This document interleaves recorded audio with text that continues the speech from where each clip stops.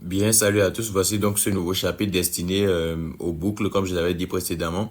Nous allons donc ici apprendre à utiliser les boucles, qui sont des concepts très importants et très clés en programmation. Donc, je tenais juste à clarifier quelque chose. Nous avons deux types de boucles. Nous avons la boucle pour et la boucle tant que. Donc, nous avons ces deux types de boucles-là. La boucle pour, c'est pour des itérations qui sont connues, et tant que c'est pour des itérations qui ne sont pas connues. Pour le moment, vous n'allez peut-être pas comprendre ce que je suis en train de dire là, mais vous allez voir qu'avec la pratique, vous allez très vite comprendre comment ça fonctionne. Comme son nom l'indique, ce sont des boucles, ça permet de répéter une ou plusieurs fois des instructions en fonction d'une condition. Donc, si une condition est vraie, alors là, les instructions peuvent être répétées. Cela dépend en fait de la manière dont l'algorithme est écrit. Et pour cela, j'ai préparé une série d'exercices que nous allons faire du début jusqu'à la fin pour que vous puissiez quand même asseoir bon, en fait, d'une manière que ce soit en fait la notion de boucle dans votre petite tête. Donc bon, on y va. Pour commencer, voici l'exercice numéro 1. Qu'est-ce qu'on nous demande? On nous demande de faire un compteur, donc de compter de 1 à 10. Donc, utiliser une boucle pour, donc la boucle s'appelle pour. On nous dit d'utiliser une boucle pour afficher des nombres de 1 à 10. Voici les instructions. Donc, instruction numéro 1, déclarer une variable nommée i de type nombre. Donc, c'est ce que nous allons tout simplement faire, hein. Je vais rester en mode éditeur, donc je ne vais pas me faire chier. Donc, nous allons déclarer une variable i qui est de type nombre. Voilà. Ensuite, qu'est-ce que l'exercice nous demande de faire? On nous dit ensuite, utiliser une boucle pour faire varier i de 1 à 10. Allons-y. Donc, nous allons venir dans début algorithme. Nous allons donc faire varier i de 1 à 10, comme ils l'ont dit. Donc, nous allons faire pour. Voilà. Vous allez constater que moi, quand j'écris, ça complète automatiquement. Vous voyez, donc, lorsque j'écris, par exemple, le début, pour, par exemple, si vous appuyez sur tabulation ou sur entrée, ça va compléter automatiquement ce que vous êtes en train d'écrire et vous allez tout simplement remplir à l'intérieur. C'est pour ça que je préfère plus le mode éditeur parce que, bon, avec l'autocomplétion, il n'a pas grand-chose à envier au mode graphique. Donc, on veut en fait que i va de 1 à 10, non? L'exercice dit, utiliser une boucle pour faire varier i de 1 à 10. Donc, c'est ce que nous allons faire. Donc, pour i allant de 1, ici 1, et ici 10. Pour i allant de 1 à 10, qu'est-ce que l'exercice nous demande? À chaque itération, afficher la valeur de i. Donc, ici, on a fait un pour i allant de 1 à 10. Mais comme je vous l'ai dit, c'est un peu comme les si. Donc, on va faire un début pour. Donc, là où le pour commence. Donc, début pour. Donc, ici, début pour et fin pour. Donc, tout ce qui va s'exécuter maintenant sera à l'intérieur du début pour et du fin pour. Je répète, lorsqu'on déclare en fait une boucle pour, on met un début pour et une fin pour. Donc, le début de la boucle pour et la fin de la boucle pour. Et tout ce qu'on devra faire devra être à l'intérieur de cela. Donc, bon, c'est un peu comme début algorithme et fin algorithme. Tous les algorithmes qu'on écrit sont à l'intérieur du début et de la fin de l'algorithme. Donc, c'est pareil avec les si, début si, fin si, début si non, fin si non, etc., etc. Donc, ce que l'exercice demande de faire maintenant, c'est d'afficher i. Donc, on va tout simplement faire afficher i. Ici, je vais mettre une étoile. Les étoiles, en fait, vous allez voir les étoiles. L'étoile, en fait, ça permet d'ajouter le retour à la ligne. Vous voyez, vous allez voir que d'habitude, dans l'éditeur, je cochais retour à la ligne. Donc, pour éviter, par exemple, si je mettais pas de étoile, donc si je mettais pas de retour à la ligne, on va exécuter l'algorithme comme ça pour que vous puissiez voir. Donc, je vais tester l'algorithme. On va lancer. Vous voyez, ça m'affiche 1, 2, 3, 4, 5, 6, 7, 8, 9, 10. Donc, c'est exactement ce qu'on a demandé. On a bien dit pour i allant de 1 à 10, ça veut dire que i va prendre successivement les valeurs de 1, 2, 3, 4, 5, 6 jusqu'à 10. Vous voyez, c'est une boucle qui se répète à l'infini. Donc, ici, on a demandé à la boucle de faire quoi? Pour i allant de 1 à 10, c'est-à-dire que ici, dans le début pour, on affiche i. Donc, premièrement, i vaudra combien? 1. Donc, lorsqu'on va rentrer dans la boucle, premièrement, i vaudra 1. Ensuite, on va ressortir de la boucle et revenir encore ici. Lorsque on va rentrer à nouveau dans la boucle, i vaudra 2. Ça va se répéter encore et encore. Il vaudra 3, puis 4, puis 5, puis 6, jusqu'à ce qu'on a défini ici, donc 10. C'est pour ça que je disais qu'avec la boucle pour, on l'utilise beaucoup plus lorsqu'on connaît le nombre d'itérations dont on a besoin. Itération, c'est-à-dire répétition. Donc, le nombre de répétitions dont on a besoin. Donc, C'est à peu près ça. Donc, j'expliquais en fait qu'avec l'étoile, c'est pour les retours à la ligne. Par exemple, ici, vous allez constater que les chiffres se sont mis les uns à la suite des autres. Donc, je vais fermer. Et je vais mettre l'étoile ici au niveau de afficher, tout simplement, hein. Voilà. Et je vais relancer. Donc, je vais retester l'algorithme. Voilà, vous voyez bien que maintenant, il y a des retours à la ligne à chaque fois. Donc, après le 1, retour à la ligne, etc., etc. Donc, voilà. Donc, pour l'exercice 1, c'est tout. Je vois que vous avez déjà compris un peu comment la boucle pour elle fonctionne. Donc, c'est à peu près comme cela. Donc, on définit quelque chose donc pour i. Donc, la variable i, qui est de type nombre, va prendre successivement les valeurs de 1 jusqu'à 10. Et ici, on affiche successivement les valeurs que i prendra. Pour en fait, permettra d'afficher chacune des valeurs que i prendra. Donc, c'est une boucle. Voilà. Donc, on va maintenant passer à l'exercice numéro 2. Je vais nettoyer tout ce qu'on a ici pour pouvoir démarrer convenablement. Attendez, il faut pas que je fasse début algorithme. Donc, allons-y. Exercice numéro 2. N'hésitez pas à reprendre ces exercices-là ou aller chercher d'autres exercices pour vous entraîner. Absolument tout est faisable avec de l'algorithmie, même si on est pas mal limité avec AlgoBox. Vous allez voir que lorsqu'on va toucher un vrai langage de programmation, on aura beaucoup plus la main sur tout et on pourra vraiment contrôler absolument tout ce qu'on fait. Donc ici, l'exercice numéro 2, c'est quoi? Table de multiplication. L'objectif, c'est de demander un nombre à l'utilisateur et afficher sa table de multiplication jusqu'à 10. Donc, si par exemple, je demande à l'utilisateur d'entrer un nombre et que l'utilisateur entre par exemple 5, on va afficher la table de multiplication de 5 jusqu'à 10, c'est-à-dire 5 fois 1, 5 fois 2, 5 fois 3, 5 fois 4 jusqu'à 5 fois 10. Donc, c'est à peu près cela. Donc, l'exercice, voici les instructions. On nous dit de déclarer deux variables. Nombre, bon, NBRE, donc c'est l'abréviation de nombre parce que je voulais pas écrire nombre typiquement parce que nombre est réservé pour le système. Donc, voilà. Donc, nombre et i de type nombre. Donc, on va déclarer ces deux variables-là. Nous allons déclarer ici NBRE est de type nombre. Et ouais, c'était quoi la deuxième variable déjà? La deuxième variable, c'était i. Voilà, nombre et i. Donc, nous allons déclarer i qui est également de type nombre. Voilà. Maintenant, qu'est-ce que nous allons faire? L'exercice nous demande de demander à l'utilisateur de saisir un nombre et le stocker dans nombre. Donc, voilà. On va écrire un message à l'utilisateur. On va lui afficher, on va lui afficher un message pour lui dire d'entrer un nombre. Donc, on va faire afficher, on va afficher un message, par exemple, veuillez entrer un nombre. Veuillez entrer un nombre. Voilà. Je vais mettre deux points ici, espace, veuillez entrer un nombre. Et ensuite, on va lire le nombre. Donc, lire nombre.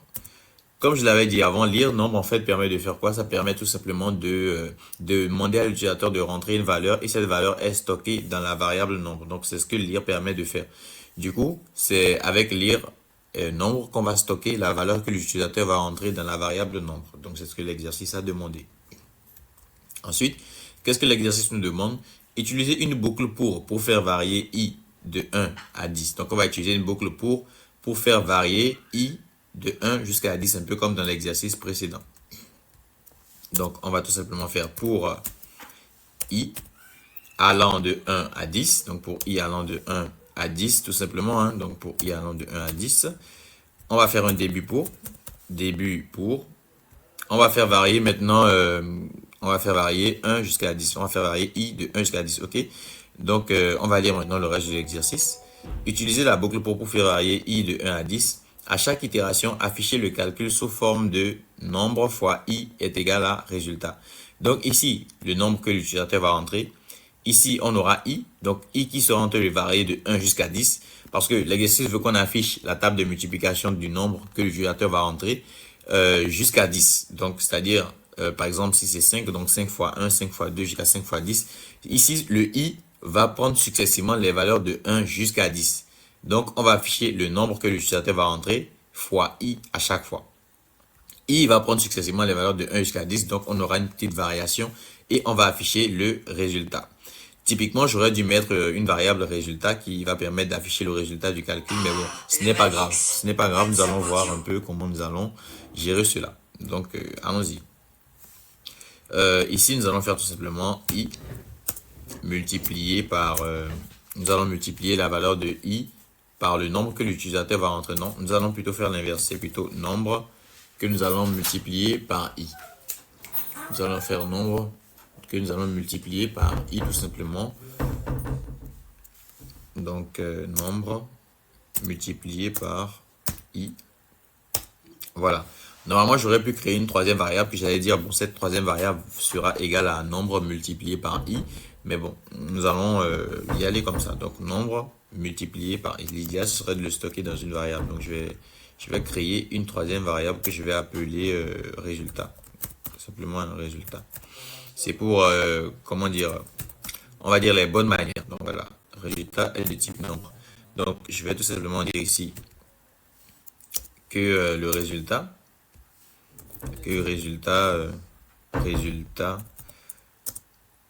prend la valeur de nombre multiplié par i. I multiplié par nombre, c'est la même chose. Donc, i multiplié par nombre. Non, bon, c'est la même chose en vrai. Nombre multiplié par i. Allons-y. Voilà. Donc, résultat prend la valeur tout simplement de nombre multiplié par i. Voilà. Maintenant, qu'est-ce qu'on va faire? On va simplement afficher ça correctement. Donc, on va afficher i. Donc, on va faire afficher i. Ici, on a affiché donc la variable i. Et pour afficher, pour bien en fait formater, on va afficher le symbole de multiplication i. Ici, on va afficher la chaîne de caractères x. Donc, x pour le signe de la multiplication, donc x fois. Ne confondez surtout pas, hein. Ici, on affiche la variable i. Donc, les valeurs que i prendront. Ici, on affiche la chaîne de caractères x. Donc, c'est pour qu'il y ait un peu de, comment dire. En fait, c'est pour simuler en fait la multiplication. Donc, vu qu'on ne peut pas afficher directement tout en dur, donc vous allez tout simplement comprendre. Donc, i multiplié par nombre. Non, ce n'est pas i ici. Normalement, c'est nombre pour bien afficher. Parce que si je mets i ici, lorsque i vaudra 1, ça va faire 1. Si par exemple la valeur que l'utilisateur a entré c'est 5, ça fera en fait 5. Ça fera par exemple 1 fois 5. Puis 2 fois 5. Puis 3 fois 5. Alors que c'est pas vraiment ce qu'on veut. Donc, on va tout simplement afficher nombre ici d'abord. Donc, nombre multiplié maintenant par la valeur de i. Donc, on va afficher i ici. Voilà. Donc, ça va donner nombre fois i. Et on va afficher le symbole de l'égalité. Donc, la chaîne de caractères. Hein, donc, égale sous forme de chaîne de caractères. Égale. Et on va encore afficher quoi? On va afficher maintenant le résultat. Donc, la variable résultat. Voilà. Donc, je vais revenir un peu sur l'explication ici parce que je suis sûr que ça aurait été un peu flou pour pas mal de personnes. Donc, allons-y. Voilà, je vais lancer l'algorithme. On me demande d'entrer un nombre. Je vais par exemple prendre 5. Ça m'affiche 5 fois 1 égale à 55. 5 fois 1 égale à 55. Non, là, il y a 5 fois 1 égale à 5. 5 fois 2. En fait, regardez. 5 fois 1 égale à 5. 5 fois 2. Oups. En fait, ça dépend de la manière dont j'ai fait mon affichage, en fait. Je n'ai pas très bien formaté. Normalement, je devrais mettre un retour à la ligne à partir d'ici. Donc, je vais mettre une étoile ici pour le retour à la ligne. Sinon, ça va tout coller. Et puis, bon, voilà. Donc, je vais relancer. Voilà, je vais prendre encore 5. Voilà. Là, maintenant, c'est très bien formaté. Et là, on voit clairement. Donc, 5 fois 1, 5. 5 fois 2, 10. 5 fois 3, 15. 5 fois 4, 20. 5 fois 5, 25, etc., etc. Et ici, après le 5, il y a un petit espace. Ok, c'est moi qui l'ai mis juste là. Donc, je vais fermer. Je vais retirer l'espace que j'ai mis ici. Voilà. Donc, normalement, après le égal, je devrais mettre un espace pour afficher normalement le résultat. Donc, je vais retester. Je vais lancer. Ok, je prends 4 cette fois-ci. Hein. Ok, 4 fois 1, 4, 4 fois 2, 8, 4 fois 3, 12, etc. Jusqu'à 10. Vous voyez bien que ça s'est arrêté à 10. Donc, le 4 ici, c'est la valeur que l'utilisateur a entrée. Donc, c'est la variable nombre. Le 1, 2, 3 jusqu'à 10, en fait, c'est les itérations, donc les différentes valeurs que i a pris lorsqu'on a lancé la boucle. Donc, la boucle pour permettre de lancer, en fait, un nombre connu deux fois. Ici, on a lancé i qui partait de 1 jusqu'à 10. Donc, il a pris successivement les valeurs de 1 jusqu'à 10. Donc, pour revenir en fait sur l'algorithme ici, au niveau du formatage, je suis sûr que vous n'avez pas tous bien compris ce que j'ai fait. Ce que j'ai fait ici, c'est quoi? Pour éviter en fait d'écrire à chaque fois que d'afficher, bon, je vais tout simplement toucher. Si par exemple, je ne voulais pas utiliser de variable résultat, donc je vais effacer cette ligne-là. Voilà. Si je ne voulais pas utiliser de variable résultat, donc je vais effacer résultat ici. J'aurais tout simplement fait ici d'afficher i multiplié par nombre. Donc i fois nombre ici. Voilà. Ça, c'est dans le cas où j'aurais pas voulu utiliser de variable résultat. Donc ici, qu'est-ce qu'on fait? Ici, on affiche nombre. Donc le nombre que l'utilisateur va rentrer. Parce que ici, on a demandé à l'utilisateur d'entrer un nombre. S'il entre par exemple 4, bah ici, on affiche 4. Donc dans la boucle, en fait, on affiche 4. Et ensuite, on affiche quoi? X. X, c'est quoi? C'est juste une chaîne de caractères pour simuler le signe de la multiplication. Donc on affiche juste simplement un X. Et ensuite, on affiche la variable I. C'est la variable I en fait qui varie. Donc vu que c'est pas entre crochets, c'est la variable I. Si le X ici n'était pas entre crochets, ce serait un nom de variable. Et vu qu'on n'a pas de variable X déclarée, ça aurait causé une erreur. Donc voilà, ici donc on affiche la variable x, la variable i de moins, excusez-moi. Et ici on affiche quoi? La chaîne de caractères égale, donc égale sous forme de chaîne de caractères. Vu qu'on ne peut pas mélanger typiquement une chaîne de caractères et une variable en dur, donc je sépare l'affichage en fait. Donc, et ici on affiche quoi? On affiche simplement i multiplié par nombre. Donc i fois nombre, si i ici, i en fait va valoir combien? I va valoir successivement 1, 2, 3, 4. Et nombre ici par exemple si c'est 5. Ça vaudra 5 à chaque fois. Donc, on va tester l'algorithme. Le code n'est pas valide. Impossible de tester l'algorithme. Erreur détectée. Variable non déclarée. Ligne 14. OK. La ligne 14. Donc, c'est ici. Ça me dit i multiplié par nombre. Il y a une variable non déclarée. Quelle variable je n'ai pas déclarée? Un instant. Ici, on veut afficher i multiplié par nombre. C'est la même chose typiquement. Donc, je vais vérifier le code. Impossible de vérifier erreur détectée variable non déclarée. Il y a une erreur quelque part en fait. La ligne 14. Une variable n'est pas déclarée. I. Bon, c'est le même i. Je n'ai pas modifié le i. Donc ici, c'est nombre. Exactement comme j'ai noté ici. Hein. Donc bon, c'est le même nombre. Bon, je vois pas en fait en quoi il y aurait des erreurs, mais bon, AlgoBox c'est pas mal limité, donc bon, notion de langage de programmation, c'est une notion de langage de programmation, ça s'applique pas forcément à 100% ici. Donc bon, ce que je vais tout simplement faire, c'est revenir à l'état à laquelle on était. C'est pour ça que j'ai parlé de bonnes pratiques avant, parce que bon, pour les bonnes pratiques en fait, pour afficher correctement le calcul de quelque chose, il faut stocker ça généralement dans une variable pour pouvoir mieux faire l'affichage. Sinon, l'afficher en dur comme ça, c'est pas trop tip top. Donc, ça peut souvent générer des erreurs. Donc, bon, ici, c'est pas grave. Mais j'aurais juré que ça aurait fonctionné normalement. Donc, je vais tout simplement revenir à la variable qu'on avait au départ. Donc, je vais garder le résultat qu'on avait. Donc, je vais revenir. Voilà. Et ici, j'ai gardé résultat qui prend la valeur de nombre fois i. Et ici, j'affiche simplement résultat. Donc, je voulais afficher nombre fois i en fait directement ici, mais bon, ça générait une erreur, donc on va laisser ça tout simplement comme ça. Et si vous avez des questions par rapport à ça, n'hésitez surtout pas, hein, je serai là pour revenir dessus juste au cas où. Donc, ici, ne vous embêtez pas à vous briser la tête, c'est très simple, les notions de boucle, n'oubliez surtout pas. Ici, lorsqu'on déclare une boucle pour, on définit une variable, donc ici, on a défini i. I va maintenant de 1 à 10, donc il va prendre successivement les valeurs de 1 jusqu'à 10.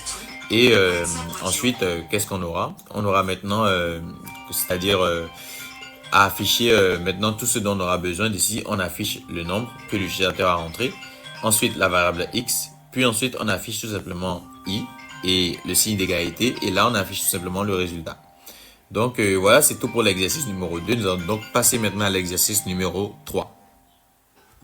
Donc, je vais nettoyer tout ça pour qu'on puisse passer directement à l'exercice suivant. Donc, bon, j'essaie d'expliquer du mieux que je peux parce que, bon, voilà, les notions d'algorithmie, moi, c'est très clair dans ma tête. C'est juste le transmettre à d'autres personnes, ça peut être un peu grandiose. Mais bon, passons à l'exercice suivant. Ici, on nous demande quoi? Saisie contrôlée avec tant que. Donc, ici, on va aborder la boucle tant que. Donc, c'est une nouvelle boucle, en fait. Donc, on avait tant que. Donc, on va passer à tant que maintenant. Voilà. Maintenant, l'objectif, c'est quoi? Demander à l'utilisateur de saisir un nombre entre 1 et 5 et répéter la demande tant que la saisie est incorrecte. C'est-à-dire, on va demander à l'utilisateur de rentrer un nombre. Donc, je vais essayer de faire une explication très rapide ici. Donc, on demande à l'utilisateur, on lui demande d'entrer un nombre. Par exemple, on lui demande d'entrer Bon, bref, peu importe le nombre qu'il va rentrer. Nous, on veut vérifier tout simplement que le nombre soit entre 1 et 5. C'est-à-dire que s'il entre un nombre qui est inférieur à 5, donc s'il entre, je vais mettre ça au milieu, mettre le curseur au milieu, s'il entre un nombre inférieur à 5, bah, on lui redemande en fait de inférieur à 1 de moins.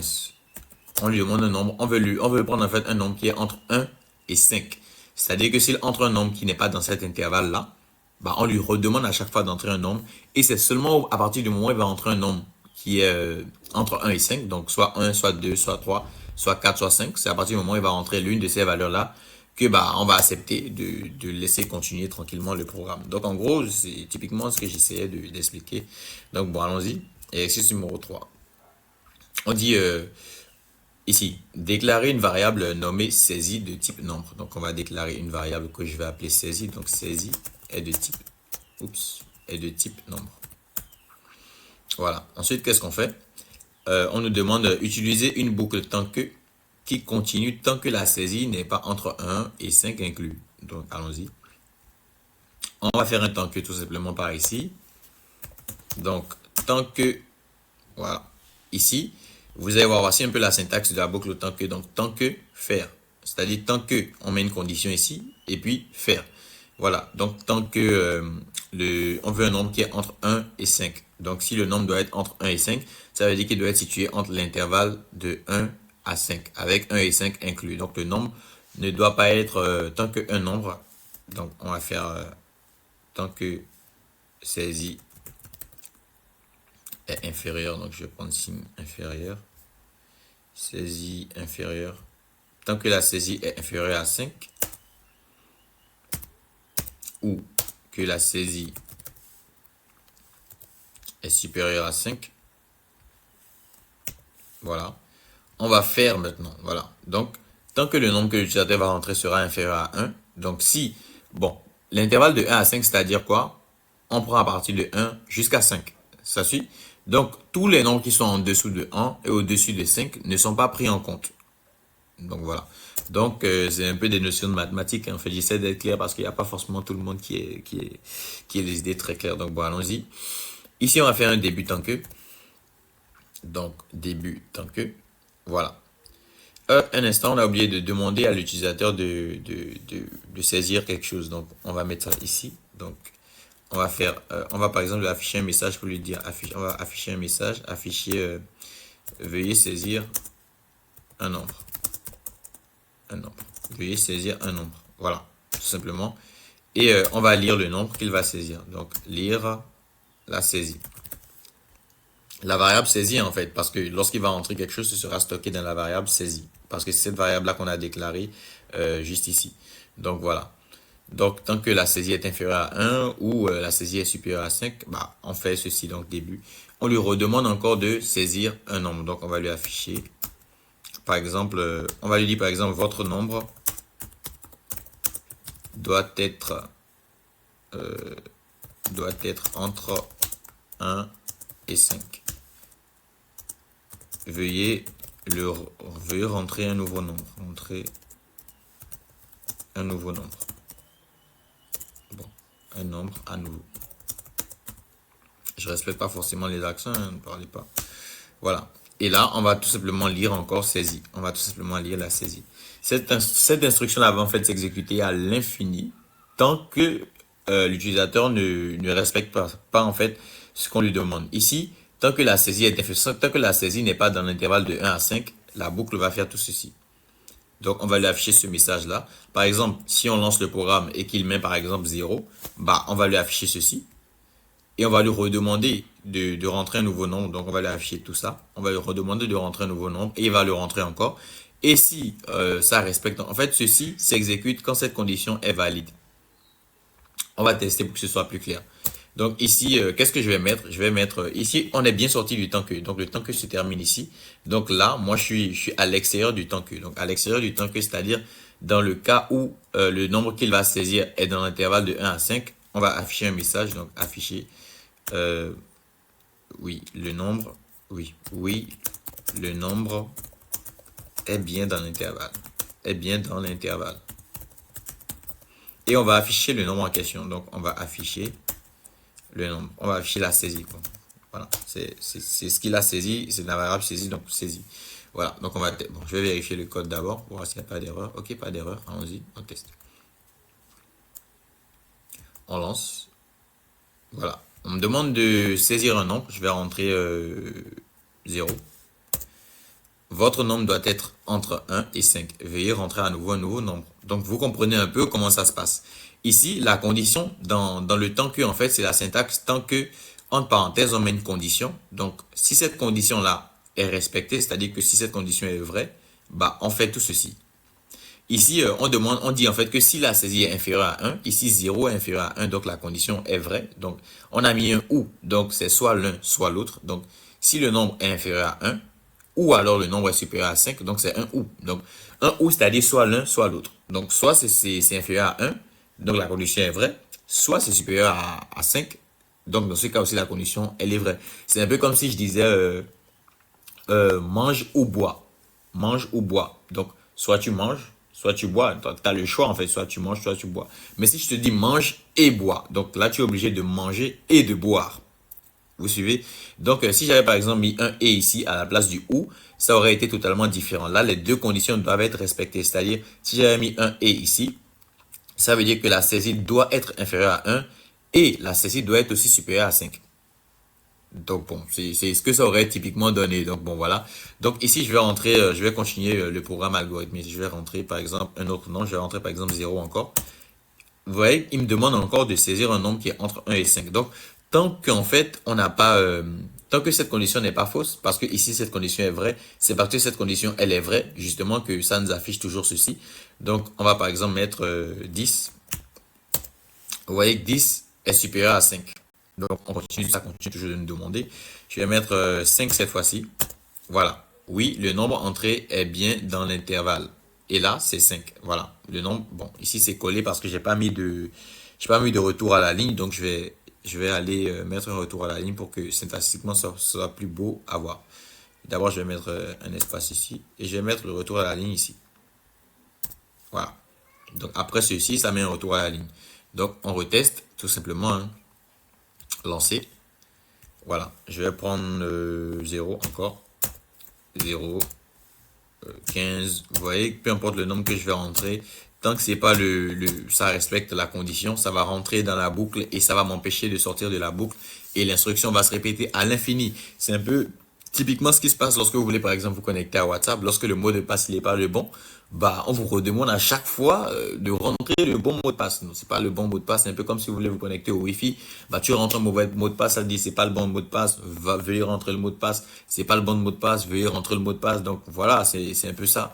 Donc, et lorsque le mot de passe il est bon, c'est là ça se dit ouais, le mot de passe il est bon. Donc dans notre cas par exemple, lorsque je rentre par exemple 3 est dans l'intervalle de 1 à 5, ça me dit oui, le nombre il est bien dans l'intervalle et ça m'affiche le nombre 3. Parce qu'ici j'ai demandé à afficher le nombre, donc c'est 3. Voilà, donc c'est à peu près ça avec la boucle tant que. Donc moi j'espère que vous avez compris, mais si vous n'avez pas trop compris, essayez de me le dire en fait en commentaire et je vais essayer de refaire en fait quelques exercices dessus plus tard pour qu'on puisse pratiquement bien asseoir cette notion-là. Donc je vais essayer de réexpliquer à nouveau, donc bon on y va. Ici, on déclare une variable saisie qui est de type nombre. On affiche ensuite veuillez saisir un nombre à l'utilisateur. Et ici, on lit ce nombre, donc lire saisie. Donc ce que l'utilisateur va rentrer, on stocke ça dans la variable saisie. Voilà. Et ici, qu'est-ce qu'on fait? On dit tant que la saisie est inférieure à 1 ou la saisie est supérieure à 5. Donc tant que ce que l'utilisateur a entré est plus petit que 1 ou alors tant que ce qu'il a entré est supérieur à 5. Donc lorsque cette condition-là sera respectée, donc ceci, lorsque ce sera respecté, bah, on rentre dans le début tant que, donc dans la boucle tant que. Voilà. Et ici, qu'est-ce qu'on fait? On dit afficher, qu'est-ce qu'on affiche? Votre nombre doit être entre 1 et 5. Veuillez entrer un nouveau nombre. Donc, c'est ce qu'on lui affiche lorsque cette condition est respectée. Et qu'est-ce qu'on fait en fait? On lit le nombre. Donc, on fait lire saisie. Tout simplement, on lui demande à nouveau de saisir un nombre. Voilà, donc c'est ce que saisie fait. On lui demande de saisir à nouveau un nombre, on le stocke dans la variable saisie. Et on vérifie à nouveau si ce nombre-là, donc là, ça revient au début de la boucle, ça vérifie à nouveau si le nombre est dans l'intervalle. Si le nombre n'est pas dans l'intervalle, bah, on rentre encore dans cette boucle-là et puis on continue, ainsi de suite, ainsi de suite. Mais dans le cas où il est entre bien un nombre qui est entre 1 et 5, Parce que gardez à l'esprit que cette condition, en fait, le temps que ne s'exécute que lorsque cette condition-ci est vraie. Donc, si la condition n'est pas vraie, donc si cette condition-là est fausse, c'est-à-dire lorsque le nombre sera dans l'intervalle, sera réellement dans l'intervalle de 1 à 5, bah, on va pas faire ceci. On va ignorer tout ceci. Donc, le programme va ignorer tout ce qui est dans le temps que, et il va faire tout simplement ce qui est à la suite du programme. Voilà. C'est à peu près typiquement comme ça que ça fonctionne. Donc bon, je vais effacer cet exercice-là pour qu'on puisse passer maintenant à l'exercice suivant. Et je pense que tout sera beaucoup plus clair lorsqu'on va directement aborder la notion dans un vrai langage de programmation. Donc bon, allons-y. Exercice numéro 4, on nous demande somme des nombres premiers entiers. Donc objectif, demander un entier n à l'utilisateur et calculer la somme de tous les entiers de 1 à n. L'instruction, on demande trois variables. Donc on déclare trois variables, n, somme et i, de type nombre. Donc c'est ce que nous allons commencer par faire, hein. On va déclarer trois variables. Donc, n est de type nombre. Donc, de type nombre est de type nombre. Somme, en minuscule, hein, somme est de type nombre. Et à quelle valeur déjà? La troisième variable, c'était quoi déjà? Somme, nombre et i. Voilà. Donc, i est également de type nombre. Voilà. Ensuite, qu'est-ce que l'exercice nous demande de faire? On va tout simplement faire quoi? L'exercice, ici, on demande demander à l'utilisateur de saisir un entier. Donc, demande à l'utilisateur de saisir un entier n. Voilà. Donc, voilà. On va tout simplement demander à l'utilisateur de saisir. On va lui afficher un message, hein. Il faut les bonnes pratiques. Donc, veuillez saisir un entier. Voilà. Et on va stocker l'entier qu'il va saisir dans la variable n. Donc, on va lire n. Donc, ce qui va rentrer sera stocké dans n. Donc, bon. Ensuite, qu'est-ce qu'on fait?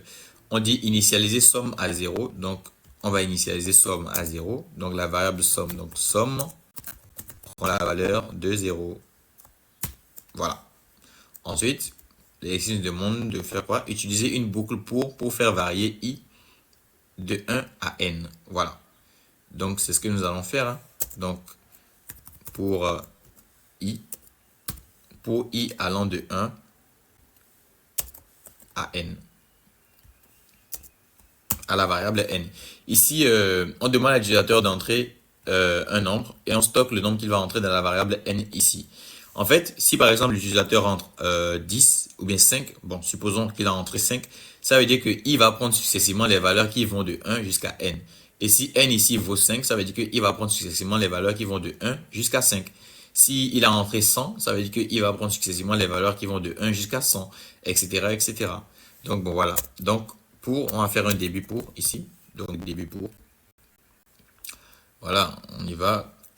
Ici, voilà. Utiliser une boucle pour faire varier i de 1 à n. Ensuite, à chaque itération, ajouter i à la somme.